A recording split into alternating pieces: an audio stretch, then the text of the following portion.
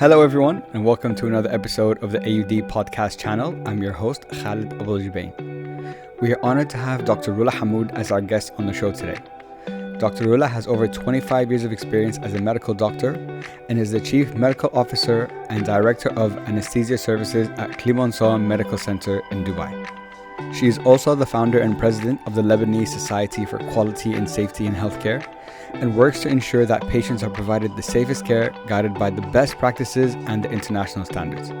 In this episode, you'll learn how to have a holistic approach to medicine, what a successful medical career looks like, the importance of learning in order to advance your career, and finally, advice to young doctors.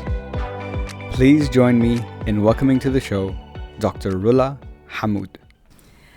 Thank you very much for having me. I'm very honored to be with you today at AUD. Thank you so much for your time. Really appreciate it. So, Dr. Rola, I've just as we were speaking now, you've had an extensive medical career, between Europe, between Lebanon, transitioning, through different parts of the medical field. To now you are the Chief Medical Officer at Clemenceau Medical Clinic here in Dubai. And we wanted to, have you on the show to learn from you, learn from your experience about how to navigate a career in the medical field, what to look out for, what advice maybe do you wish you would have had when you were, going through that phase of your life, and just a couple of other things. But before we get into everything, Dr. Rola, why don't you give all of us just a little bit of background about yourself, and we'll take it from there. Yeah, sure. I'm Rola Hammoud. I'm a medical doctor specialized in anesthesiology. And I am also board certified in healthcare management. I am currently the Chief Medical Executive at Clemenceau Medical Center, Dubai. I moved recently to Dubai 3 years ago, and we commissioned the hospital, and now it's in the phase of operation. Very challenging, and I will be happy to share this with you. On the last podcast you were on, I remember you said so you agreed to join, and then the hospital still wasn't even ready, and then COVID happened, and they're like, we have to open, but we're not ready. So could you just give us a little glimpse into that experience? Because I can imagine it must have been very challenging and stressful. It was indeed very challenging. We were a new hospital in a new country. With a new management, in this country you have lots of rules, regulations, laws that you would need to understand before commissioning the hospital. We got the hospital license in January 2020, and then we were in the phase of agreeing with the insurance companies to admit patients. We admitted the first patient in March 2020, and then when it started. And then end of March, lockdown, and all hospitals are supposed to stop operations. So between end of March and mid-April, we were putting plans in different paths, just to, like, you put your plan A, plan B, plan C for the hospital to operate. And we had plans to do only a surgical center and a plan to do only an oncology center, because we were not yet ready to admit COVID patients. However, we still had the plan to have the COVID patients, and we set up I have a background in risk management, so I set up the what if plan, and we had everything written, all people informed about their tasks.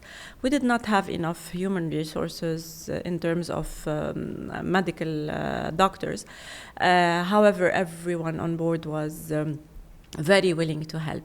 And April 20, we received the first COVID patient because it was an emergency case. It was a red case, and the Dubai ambulance just dropped the patient. We treated him as we should have done. And on the same day, actually, the government sends us a message, sends a circular to all hospitals in Dubai that all hospitals, private and government, should be open for COVID. And this is where we initiated our plan C, which was the COVID patients. And In 12 hours, really, we transformed a unit into a negative pressure unit, and we got the entrance and the exit from this unit already for patients, and we started receiving patients. We had already the roster for physicians, the roster for nurses, and all equipments were there, all PPEs were there, and we started receiving COVID patients. The fact that you just had 12 hours to turn a room into a negative pressure room, which in my mind sounds quite difficult. I don't know how technical it is. But when you have the plan, you're ready to go. So you know what to do, and this is how we made it. We were able to we have an ICU of 6 beds, so we have the ability to ventilate 6 patients. However, this unit had 10 beds, and we were able to ventilate 10 patients because of the support of the government. They provided us with extra ventilators, and this is how we made it. And we had very good outcomes, actually, compared to the international numbers when it comes to mortality and morbidity. That's amazing. Well, alhamdulillah, first of all, that's really promising to hear. And like you just said, having the plan is what helped you guys, I guess, to handle such a difficult situation. You also, going back a little bit, so I know you started the Lebanese Society for Quality and Safety in Healthcare, and you said that every patient has the right to the same level of safety, which I'm like, okay, in my mind, it was so, when I heard you say that, I'm like, oh, that's very logical, why would it not be? But I'm curious, what was the reason you wanted to focus on patient safety at that time? And do patient safety standards differ in other parts of the world? So what triggered this exactly is my background. So being anesthesiologist, I don't know if everyone knows that anesthesiology is the most the safest specialty in medicine, with cardiac surgery. So cardiac surgery and anesthesiology are classified as ultra safe in medicine. When you sorry, go ahead. I'll get to this. And even compared to other disciplines in other industries, climbing Himalaya mountains are really very, very, very, very unsafe. However, anesthesiology and cardiac surgery are ultra safe. And if you compare it to other disciplines, we are very close to aviation and to nuclear. So interesting. And why is it this way? It's because in anesthesiology we have grown through the last 3 decades to have lots of checklists, to check our equipment, to check our patients, to make sure they are fit for surgery, to check the environment in the OR. And this is because of many, many, many incidents previously and many errors that used to happen previously. So this background helped me to understand more patient safety, and also you can notice it during your daily practice. There are lots of human factors that might interfere in our practice, that might induce errors, And the industry around us, the people who provide us with our ventilators, our supplies, our machines, our medications that we use, have helped a lot. They took those errors and they took the opinions of anesthesiologists, and they created something we call hard stop. So, so in technology, those hard stops stops you from doing the error, and the mistake, because we are human beings, and every human being is prone to do mistakes. We are very distracted in the environment of the operation, in the operating room. So many things happening around us: the patient, the surgeon, the surgery, the assistant surgeon. Sometimes we call radiology. Sometimes we have extra support from other departments inside the operating room, which creates a very complex environment to practice in, and a high level of distraction for us to concentrate. So creating those checklists, creating those tools, creating those hard stops have made our practice really very safe if we follow this. If you follow the procedures, exactly. right? Exactly. So this is not present in many countries, and still you still have countries who are a bit behind in implementing those checklists. However, it's coming, and there will be more and more. And I thought, why is it only in OR? Why is it only not spread to the whole hospital? And why does it need to be only in one hospital that cares a lot for patient safety? Why can't it be for all hospitals? And why does it need to be in one country? Why doesn't it have to be in different countries? So this is how I got the idea of building this society, founding this society. Actually, I was attending a conference in 2010 in Paris. It's a conference on quality and safety. And I found many speakers from all over the world coming to talk about safety, patient safety specifically. And they had already societies in their countries. We had a small book. They gave us a small notebook, and on this notebook, there was a sentence: "Small ideas, small notes for great ideas." Okay. So, one of my notes was build a society for Lebanon. And in 2012, actually, we got there and we built this society. Wow. We were a team of people who were enthusiastic about quality and safety. And we contacted many parties just to help us and support us to build this society.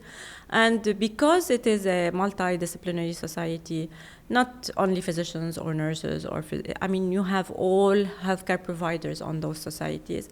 So we decided to go as an NGO, and we founded the society, and we've been active. And actually, end of the 28 October is our conference in Beirut. No way. Yeah. So it's been 10 years now. Yeah, 10 years, and each year we do activities for the people in Lebanon. That's amazing to see. I think it must be so validating, not just because of the work you do, but to see something that is helping a lot of people, and how you've seen that affect it over the last 10 years. That's a long time. That's a good body of work. And when you were talking about patient safety and how the standards are different in different parts of the world, I understand the goal with what the society was about initially, and still is about maintaining a certain quality of standards, right? But with something like patient safety, and like you said, in all these safeguards and those stopgaps are there to avoid the human errors that are very typical to make. Like the example you use in a surgical suite, there's 20 million people going on, so many different doctors, even the sounds, I can imagine it must be very hard to maintain your focus. Are patient standards something that need to consistently be improved and evolve? Is it on a yearly basis, or is it you need a certain amount of time to test, to get a sample size, if you will, of is now the time that we need to really add maybe some more safeguards, maybe some newer safeguards? Yeah, of course. Our concept and our thinking is always to continuously improve. Yeah. And you cannot do this if you do not run after errors, and Sure. We call them good catches sometimes also. So sometimes you're about to do something and then you find, it's good, I did not do it. We call it a good catch. Even those we are after those. At the national level in Lebanon, we have done lots of efforts with the society and with the Ministry of Public Health. So the ministry has set standards for accreditation of hospitals, and in those standards and I was part of the committee who revised the standards for quality and patient safety as well. So those standards for patient safety are really based on international standards, and the government and all governments in the world now, they expect that those standards to be met at all levels. As a society, we have worked a lot with the public also. So we have created something called National Patient Safety Goals, and we, with the help of the Ministry of Interior, we were able to create a small video, and the help of the WHO as well, create a small video, awareness video for the public, to tell them that safety is your right. And if you don't notice that at the level of the hospital they are doing those checks for you, please ask for it. So this is how we wanted everyone to be engaged in patient safety. I was also a consultant at WHO for the world movement that they initiated 3 years ago for patient safety. And each year we are participating with them to have this national day on September 17th, which talk about international patient safety goals. Yeah. So it's it sounds like you said, something that has to continuously be looked at, and like these good catches that you were talking about, for example, could be something that might be applied in future standards, you know, for patients regarding patient safety. And I like what you said, that, for example, the campaign that you guys did, you want to engage everyone, because I think also from a patient's perspective, I think I need to be also educated on what I should expect, what is my right, what does a good safety, you know, look like when I walk into a hospital. Is there, I don't know, a thing that's over there that maybe I shouldn't be, or whatever the case might be. But with it, working as an anesthesiologist, I know you've been involved. You mentioned it gives you access to lots of different areas of the hospital, because a lot of different things need anesthesiology. So, you know, you get exposed to a lot of different areas and maybe verticals or areas of medicine that you probably might not have if you were in maybe specialized in a different field, for example. So I'm curious, how has that variety of experiences, you know, working in cardiology or neurology or, you know, ENT or whatever the case might be, wherever you've been involved, how has that helped, I guess, shape your, like, a more holistic approach when it comes to, you know, medicine and safety? Yes. So anesthesiologists are physicians who work only in hospital setups, because they work in operating rooms, and operating rooms do not exist in clinics. They exist mainly in hospital setups. Yeah. Now there are a few clinics who are doing ambulatory surgery where they can have anesthesiologists. However, during the last 20 years, it was mainly hospitals. And in hospitals, it's not only operating rooms. So although in the operating room you're facing many other subspecialties, as you said, cardiac surgery, neurosurgery, orthopedics, plastic surgery, ENT. However, other than this, we do go outside the operating room and we anesthetize for cases that needs conscious sedation or sedation. For example, in the cardiac cath, in the MRI suite, in the endoscopy suite for patients who are doing gastroscopy and endoscopy. We go to the delivery suite. We put epidurals for patients in labor. So we visit lots of departments in the hospital. We do not have clinics outside the hospital. Our life is inside the hospital. So this is how we grow to understand the processes of the hospital. Since the patient, and also patients do visit us prior to the surgery. We see patients, we clear them up for surgery, we ask them questions about their health and we ask for further investigation in order to make sure they are fit for surgery. So we experience the whole processes of the hospital, from admission until the discharge of the patient. And, you know, sometimes we get frustrated. Why did this not go well? Why did this, was this delayed? Why this was... And because sometimes you feel that you can give and you can adjust things. This is how I got interested in management and healthcare management, because I wanted to help operation, understand the clinical aspect, and see where they can work on their processes and remove a few steps in order to expedite the process and have a really efficient process. Yeah.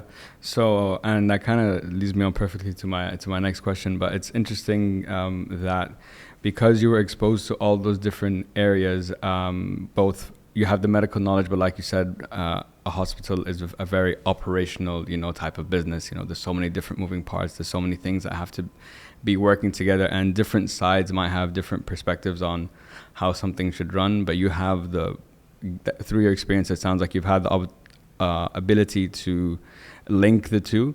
So moving on to my next question, when talking about, so when you transitioned from being like just an anesthesiologist as a doctor, and now transitioning into like these managerial roles, like now you're the chief medical officer of, Clemenceau, and I'm like, that's a very different thing for me going to work and being like, okay, I have a patient, they're going to come in, or I'm going to be involved in this operation. I'm going to do, like, my job is, I understand what is going to happen. But now being a chief medical officer of an entire hospital, you have to oversee everything. Yeah. And I can imagine, I understand now from your experience how it has helped you, but maybe talk to us about from maybe a mindset perspective of how you had to like now look at this picture. Yes.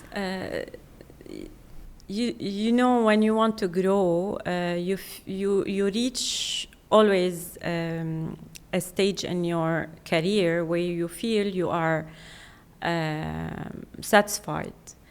And people who want to grow, they want to go outside their comfort zone and outside their satisfaction, and they want to look for challenges, new challenges.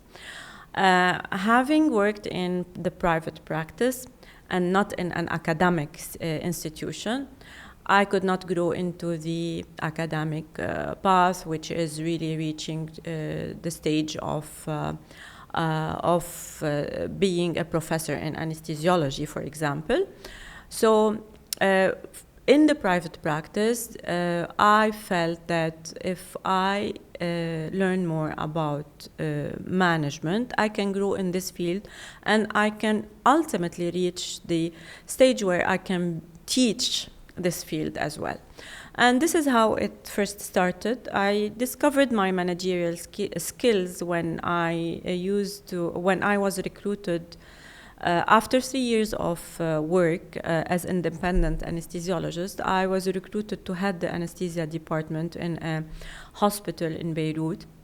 And I was the operating room director for 4 years, as well as the anesthesia chair for 4 years, where I discovered really my skills, and I built on those. You learn this. There are some skills that are innate. However, in your path, you have to fine-tune those, and you have to put science in those. And this is how I decided to learn more. Bearing in mind that I was 100% full-time anesthesiologist during this period, and I continued for another 15 years as well. So I decided to study quality. I decided to study healthcare management at the ESA Business School. And also, after moving from this hospital to Clemenceau Medical Center in 2005,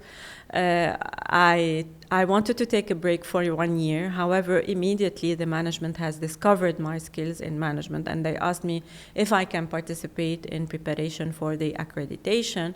And actually, it was an excellent exposure because we had the Johns Hopkins with us. And that's great. Yeah. We prepared for the JCI accreditation for us with them, and really it was a great experience. I learned from them a lot, and however, it's always that learning is not enough. You need this diploma, and this is why I pursued the management diploma at ESA Business School. And after a few years, I decided that I wanted to take a higher diploma, and this is where I went to Harvard Business School to do my executive diploma in healthcare management. And also I did an exam with the American College of Healthcare Executives to become certified by the American College of Healthcare Executives and to have a board certification in healthcare management. So I grew in the quality field, and then of course the safety, the risk management. I participated in many committees when it comes to documentation, electronic documentation. We helped a lot the IT in the hospital to understand the clinical aspect of integration between the technology and the electronic medical records. And then I was promoted to Chief Quality Officer at Clemenceau Medical Center for 5 years before moving here to Dubai. And I was still practicing 100% anesthesiology until I moved here to Dubai, where I have decided that, okay, however, I will not quit at any time. Yeah. So I'm still practicing 20 to 30% of my time anesthesiology, and the rest I'm dedicating it to the hospital and to the operation of the hospital. Now, this helps a lot because if you're not on the ground, if you're not working clinically, you will never know what are the challenges and how to fix those. So you still have to keep that touch, you know, still of course. to keep your skills refined, to keep updated with all the latest medical information and so on. And to live the challenges of the frontliners. Exactly. So you can relate when they tell you like, oh, we're having a problem with this. You're like, I felt it too. I understand. It's very interesting that from quite a while ago, you had like a vision in your mind that you didn't want to go down the academic route. You wanted to go down a more managerial route. And over the last 15 years, 20 years, you've been slowly like building up the resume or the knowledge, the diplomas, the skills, the experience to prepare you for the position you have now. Because I can't imagine how stressful that kind of position is, but it sounds like you started with an idea in mind from quite a while ago. And that kind of leads me on to the next part of the discussion I'd like to have, which is there's a lot of young doctors and aspiring doctors who are just in their career. My younger brother is in that as well. So medicine is a unique field, and this is my perspective. So let me know what you think. They're the typical professions: medicine, engineering, law.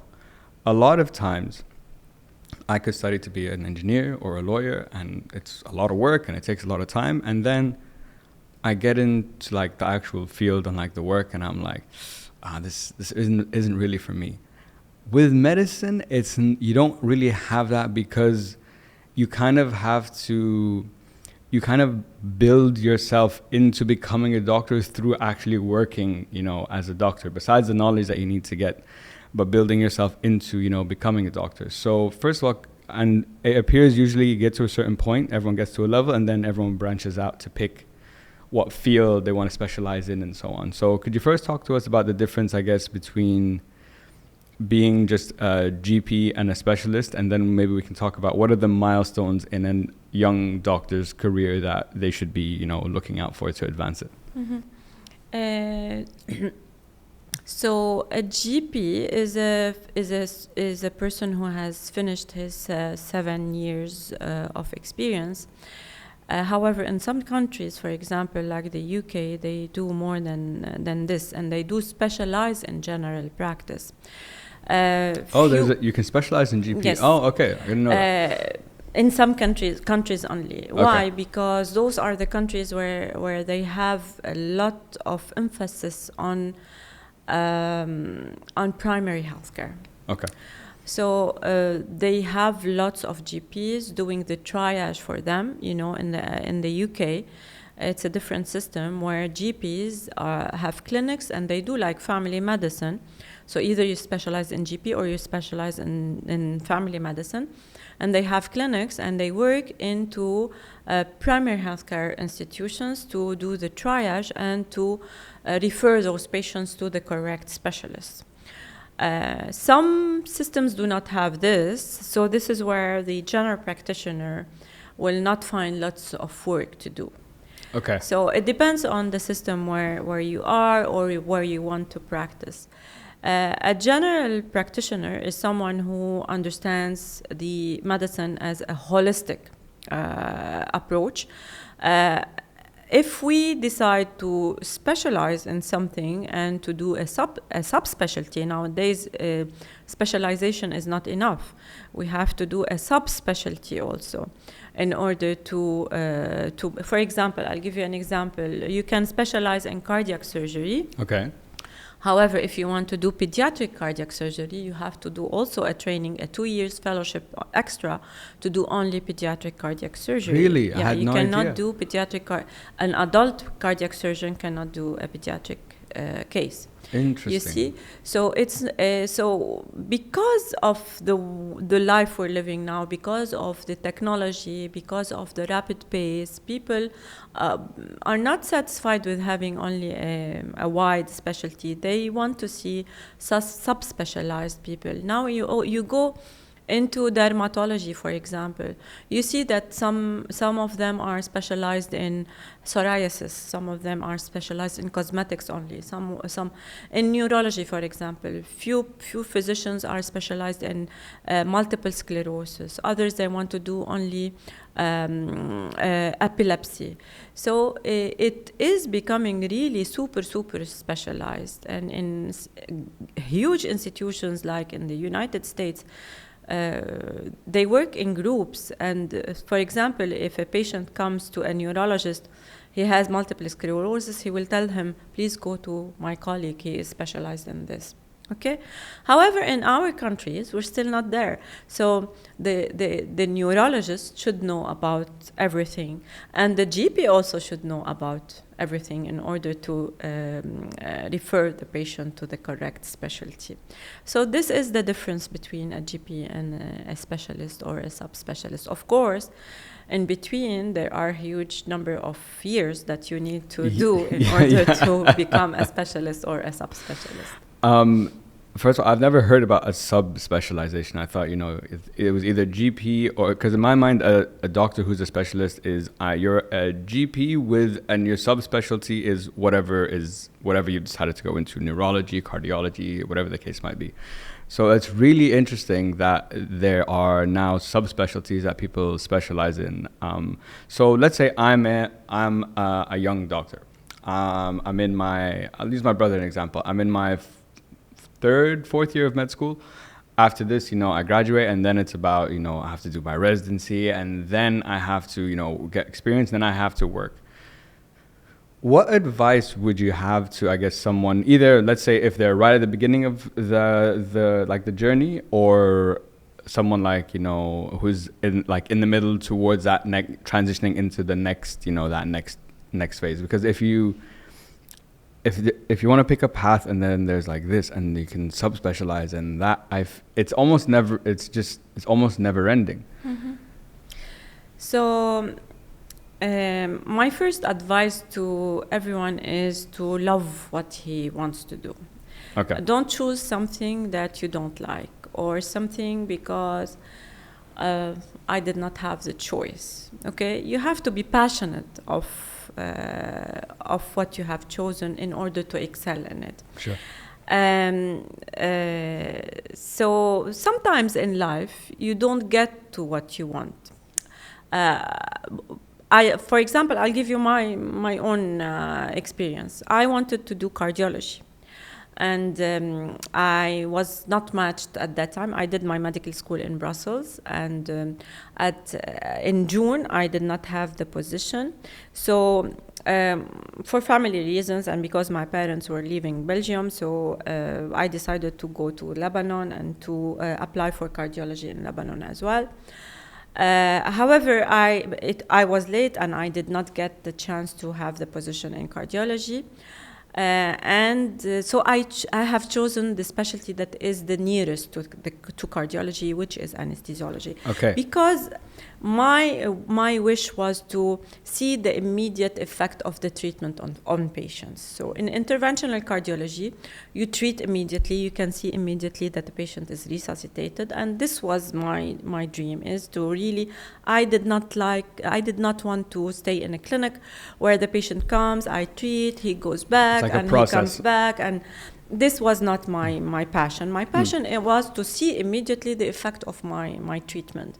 And this is how I have chosen anesthesiology, which is really also passionate, because you can see how you can treat pain, how you can interfere with other, with all other specialties, and how you are the brain for the surgeons to think for them and to tell them what's happening with the patient during the surgery. So really, it was I was very passionate about it, and this is how I really succeeded in it. If you don't like it, don't go for it. This is my first advice. The second advice is to also continue on developing yourself. So if learning doesn't stop, and if we think that becoming a doctor, that's it, and now I am a doctor and I know everything, this is not true. Okay? It's a continuous process. It's a continuous development. And even at my stage today, I am still doing like continuous medical education session. I refresh my knowledge in anesthesiology. I refresh my knowledge in management, because I believe that if I don't do this, I stagnate, and stagnation is not one of my principles. Okay, we need always, and this is also another recipe for success.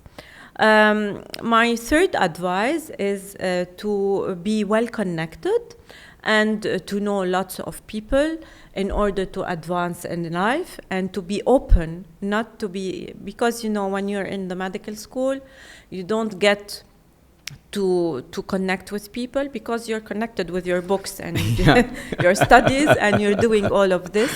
So I understand that this is challenging, and we have been there, we've been there. However, this period of time is much easier than our times. I remember when we used to go for research to do let's say a study. We used to go to the library, spend times and times looking into those journals, looking for our articles and printing them and photocopying them. This is not, we're not losing time today for this. So we can use this spare time to do those connections. So we are more open to other disciplines and to other, this is an advice that I'm giving because it affected me during my studies. I think all three is really good advice that I think you could apply to not just to particularly the area of medicine, but I think you can apply that to so many other, any profession, your career, or how your outlook on life and how you want to move forward. When it comes to, but when we're talking about medicine, the interesting thing is I didn't know that.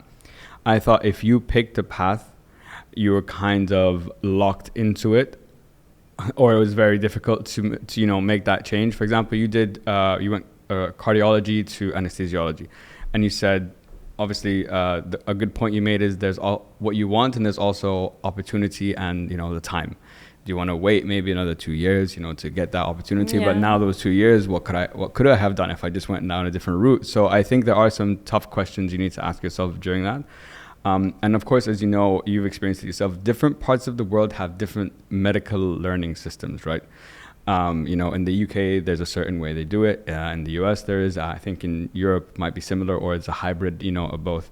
And as you know, at AD, we recently have launched, the biology program. And our goal is almost for it to be the pre-med stage, to teach students the foundation, what they need, so that they're prepared to go into med school now. I know in the States, I could do a 4-year degree of English, and then I could go into med school and begin my career as a doctor. So that's one way. In the UK, you do have the opportunity from day one to go into med school straight away. Now, I've seen, just through my brother, the amount of work and knowledge and pressure that you're under to become a doctor is, in my opinion, I know there are people that do it, and there are 18-year-olds that can and will, and there's probably a lot. But I think from a maturity perspective, it's smarter to take those first 4 years, whatever field you decide to go into. Obviously, it would make more sense if you're going to become a doctor to go into something like, for example, what we're offering, which is biology, a pre-med, hybrid in a way, before going directly, into med school. I'm curious, what are your thoughts? I think it's too much to go into it straight away, but I'm not a doctor, so I'll listen to the expert. Yes, I think when you're 18 years old, few of people know what they want exactly, and they might change their minds afterwards. The people who know what they want, this is great, and they can, succeed and reach where they want immediately. However, some people are hesitant. They don't know if this is the good fit for them. So it's always good to go into pre-med. And I think the system of pre-med is better than having you stuck from the first year. Like European systems, most of them, it's the first year where you do your choice. So you go into the medical school. But the first year for example, in Belgium, you do the first year with a pharmacist, with a dentist, with all students are together. And then, but you have started as medical school. However, you have the option to shift on the second year. So you can go pharmacy, so you don't lose your year. Now, this is one idea. The other idea is to have 3 years, which is the pre-med. And what is good about it is that you can shift and you can still have a diploma and you don't lose your years. So you can go I think into psychology, into other disciplines, dietitian or what. Or you can do the opposite also. You can be into those disciplines and then shift to medicine because you feel that no, this is not what I want. I think this is a great opportunity because at 20, 21, people mature more and they know more what they want in life. However, the hard work should be there, and I think of course. There are other criteria for a student to engage into the medical school. They should know that they should love to work hard. Okay, they should know that there will be lots of hours, spending hours to study. Not all students are okay with it. Okay, some people they just want to have a break every hour or even every half an hour. It's really very tedious, and long hours are really something to be taken into consideration, to be informed about ahead of time. Yeah, to kind of make sure you know what you're about to get yourself into. Yes, exactly. The dedication, the discipline, and not just the crazy thing is not just the amount of hours you need to put in to get a medical degree. The time of a medical doctor's career before in a way you really start is like 7-8 years maybe by the time you finish med school and residencies and specializations, and then if you want to do a sub-specialization, another 2. Correct. So it's a huge chunk of your life, and the payoff in a way, obviously along the way you're working, so it's not that you're not going to be generating income, but the big payoff of that is quite Correct. it's quite far. Yeah. So and this is something also I missed to speak about. If you want to do medicine, the ultimate purpose is to treat patients. Yeah. And is not to make money. So we will make money after treating patients, but it's not the primary goal. Sure. So if we have this purpose, and we want to do this, ultimately we will succeed, and the money will come afterwards. I know that many people and this new generation is, and my children are part of it. They want to run quickly after rapid income and quick revenue, and they don't want to spend so much time in studying.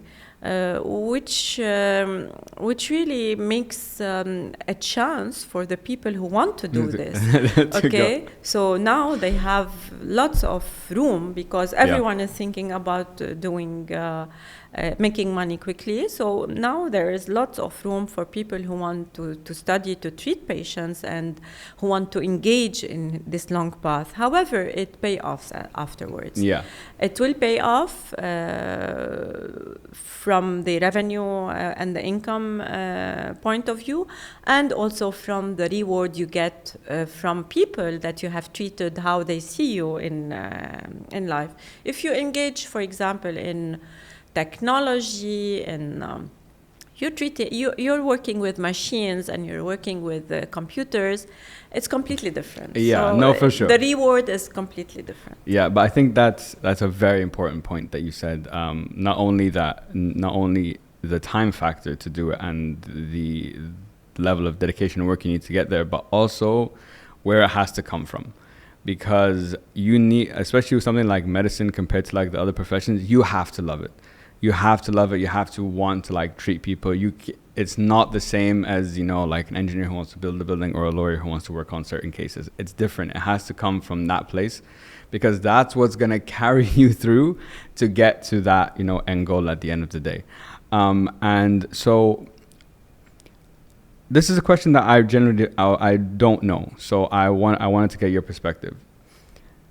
So there's many doctors in the world, but obviously even in the field of medicine, just because me and you have maybe the same on paper what we've studied, this guy's or he or she is a much better doctor than this guy, or this I would recommend him over that. So clearly that means there's a point that things start to differ. So I'm curious, in your opinion, what is a successful career in the medical field look like? Is it your notoriety? Is it the bedside manner? Is it the papers you publish? What is it? A combination of all those things? I really don't know. Yeah, I think it's a combination of all of those. I look at it from three angles. The first part is the infrastructure, which is your credentials. What did you learn? Where did you learn? How many years? What experience you got? What diplomas you got? And what subspecialties you did? All those are factors that build our credentials. So a doctor should look into those credentials very thoroughly. And as I said previously, not stop and say, I'm a doctor and that's it. Continue to improve, continue to get more knowledge and more certifications is important. Building on your processes, which you get during your experience. So the experience of a medical doctor starts from when he is graduated, whether he goes into residency or whether he goes into GP only. So this experience is very important. Learning from this experience is also very, very important. Building on this learning, and also getting during those years of experience the correct bedside manner, because during those years it's all about what patients thinks about you. Okay, so patients, they will go, they Google, they see, well, this physician is American board certified in this, and this physician is American board certified in the same thing. However, they would choose to go to the other physician. Why? Because the first physician has worked on his manners with patients, on his connection with patients. So this is why I advise the students during their study time to be open and connected to people, because this will teach them how to to deal with patients afterwards. That's a great point. Because if you're stuck with your books, you don't see the external world, you will need time to learn how to deal with patients. And dealing with patients is not easy. Patients are in pain, patients have concerns. We have to think about their psychology, we have to think about so many other factors, their social problems, so many other factors before thinking about the disease as well. So this is very important for success, building relationship with patients. And you can measure it because you can see this physician has many patients in his clinic and this physician has only few patients in his clinic. So you can measure this. Also, the third element is the outcome. Okay, so the outcome is the result of what we do. Okay, we can treat patients. However, some physicians can treat patients quicker than others. Some physicians have better. I'll just talk about, for example, plastic surgery. You know, some physicians, they have the outcome that the patient wants, and some others, they have another outcome, which is also good, but the patient is not satisfied with it, for example. So it's also the outcome, the result of the treatment is very important. And this is an indicator of success, and it can be measured also by measuring the satisfaction of the patient, how the patient is satisfied from those outcomes. So those three elements, those three pillars are important to measure the success of any physician. That's really interesting. I never knew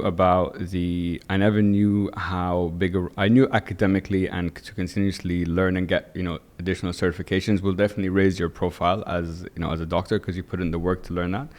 But I didn't know that. I never knew how you could measure it. But, in the examples you gave, how satisfied was a patient, with the outcome of the treatment. And not only that, but the importance of, as they say, the bedside manner of how you deal with your patients, how you speak to them, how you take into account all the different things that are going on in their life in combination with why they're here to see you in the first place. So I think those last two for any, young aspiring doctor are super, super important to keep in mind, because I think sometimes we think it's just about, I need to study more, and that's how I get there. So thank you for giving us, that other perspective. Dr. Rola, just have, one last question for you. And these are questions we ask every guest. And I think this for you is probably the one that I think would, how do I say this? This question with you is the most relevant because as a doctor, and like you just said earlier, you mentioned that even now, after, so many years of experience in the field, you're still continuously looking to learn, looking to improve. You have to keep up with that. So, and like you said, learning never stops. And that's kind of the message that we want to give out with this podcast, is that no matter the industry, no matter your age, whatever, like you're always going to be learning. You're always going to have to learn if you want to, grow as a person, advance your career, whatever the case might be. So could you tell us what is something that you recently learned? Oh, okay. So I took last year, 8 months ago, I think, a certification in corporate governance. Okay, interesting. So because, when you become a member of a board, you want to understand how the board functions. And so I was interested really into knowing more about it. It's not different from the governance of a hospital. However, it's interesting how to create committees, how to have responsibilities, and actually I think it was a 4 or 5 months online course where we had 2 days per week sessions. And then we had to take at the end a small test, and then we got the certification.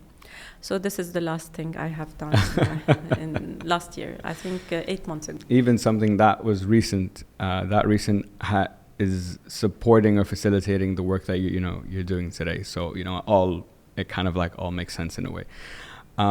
Dr. Rola, I wanted to first say thank you so much for coming on the podcast today. This has been personally for me very eye-opening. I don't know anything about being a doctor. I don't know about the field. I find it interesting, but that's where it stops. And I think for any, aspiring doctors, for anyone considering to enter the field, I think you've really given, your experience and the advice you've given have helped, I guess, shine a light on some really important things to consider either before you get in it, while you're in it, and what to look for after it, and how to be successful in that. So I wanted to say thank you so much. This has been really, really great. Do you have any, if people want to reach out to you, connect with you, where can we get in touch?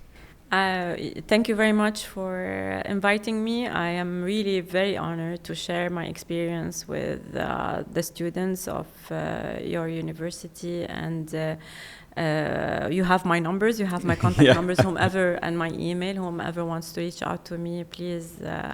I'm happy, and we are also initiating a program in at CMC for people to come and observe the practice before deciding into going into medical school. That this is something also that we can support the students in. For sure. I think for any of the students here, guys, listen, make sure to go check that out, because better to know now than to know later. Exactly. Dr. Rola, thank you so much. It's been a pleasure. Thanks for you. Thank you. Thank you. Thank you so much for tuning into this episode of the AUD podcast channel. We really hope that you enjoyed it and learned something from it. We have a lot of incredible guests lined up for you on the show, and we're so excited to bring you their inspiring stories. To stay up to date with all the latest episode releases, please make sure to like, share, follow, and subscribe to the podcast on the AUD Instagram page at AUD Dubai.